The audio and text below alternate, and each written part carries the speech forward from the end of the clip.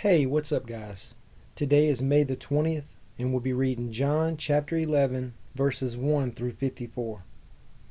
A man named Lazarus was sick.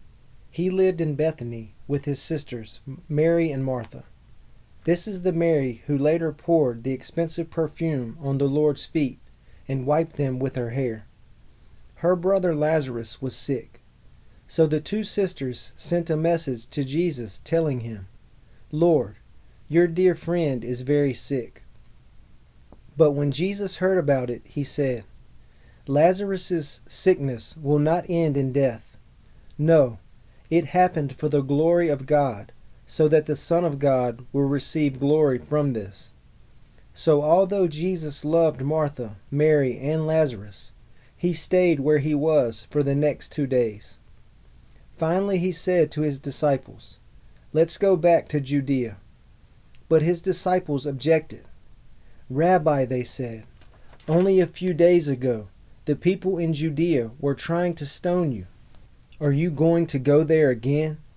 Jesus replied, "There are 12 hours of daylight every day.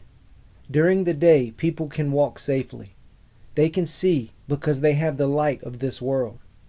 But at night there is danger of stumbling because they have no light." Then he said, "Our friend Lazarus has fallen asleep, but now I will go and wake him up." The disciples said, "Lord, if he is sleeping, he will soon get better." They thought Jesus meant Lazarus was simply sleeping, but Jesus meant Lazarus had died. So he told them plainly, "Lazarus is dead. And for your sakes, I'm glad I wasn't there, for now you will really believe. Come, let's go see him."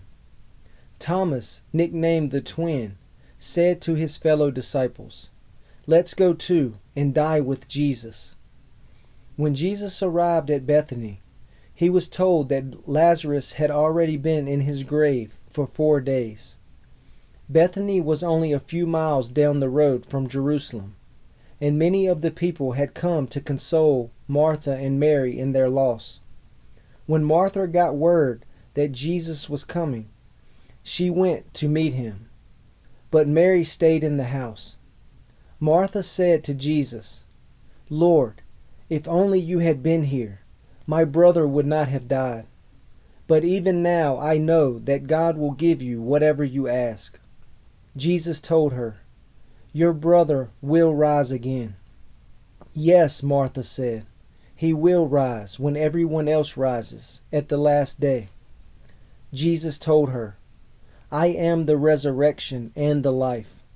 Anyone who believes in me will live, even after dying. Everyone who lives in me and believes in me will never die. Do you believe this, Martha?" "Yes, Lord," she told him. "I have always believed you are the Messiah, the Son of God, the one who has come into the world from God." Then she returned to Mary. She called Mary aside from the mourners and told her, "The teacher is here and wants to see you." So Mary immediately went to him. Jesus had stayed outside the village at the place where Martha met him. When the people who were at the house consoling Mary saw her leave so hastily, they assumed she was going to Lazarus' grave to weep, so they followed her there. When Mary arrived and saw Jesus, she fell at his feet and said, "Lord, if only you had been here, my brother would not have died." When Jesus saw her weeping and saw the other people wailing with her, a deep anger welled up within him, and he was deeply troubled. "Where have you put him?" he asked them. They told him, "Lord, come and see." Then Jesus wept. The people who were standing nearby said, "See how much he loved him." But some said, "This man healed a blind man. Couldn't he have kept Lazarus from dying?" Jesus was still angry as he arrived at the tomb, a cave with a stone rolled across its entrance.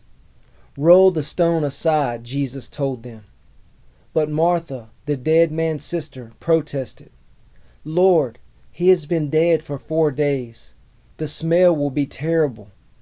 Jesus responded, "Didn't I tell you that you would see God's glory if you believe?" So they rolled the stone aside.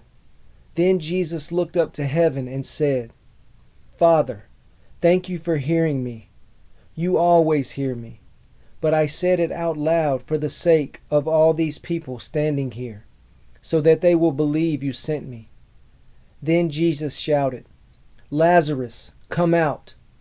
And the dead man came out, his hands and feet bound in grave clothes, his face wrapped in a headcloth.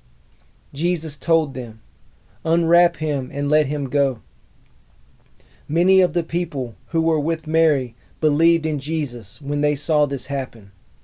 But some went to the Pharisees and told them what Jesus had done. Then the leading priests and Pharisees called the high council together. "What are we to do?" they asked each other.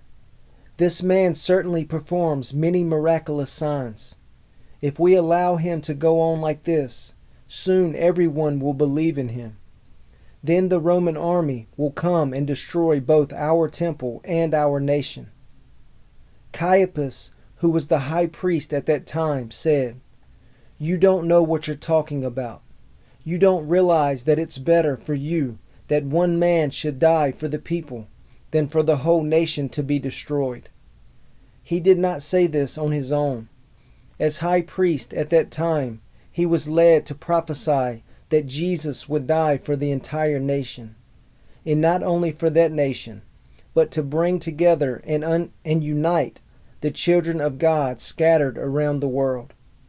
So from that time on, the Jewish leaders began to plot Jesus' death. As a result, Jesus stopped his public ministry among the people and left Jerusalem. He went to a place near the wilderness, to the village of Ephraim, and stayed there with his disciples.